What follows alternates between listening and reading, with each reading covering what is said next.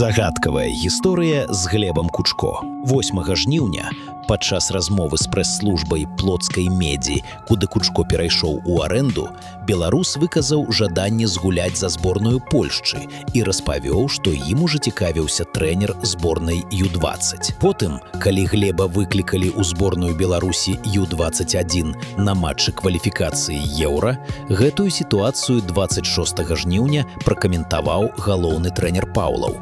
Ён запэўніў, што гэта непаразуменне, і беларус даўно казаў нешта падобнае журналістам, яшчэ да выступаў за моладзевую зборную.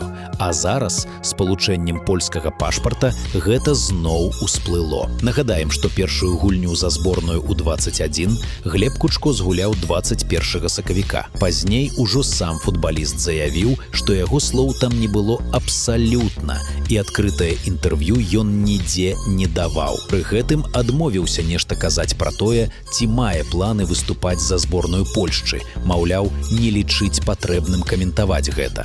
Цікава, гэта прэс-служба прыдумала размову, ці Кучко спрабуе ўсіх заблытаць?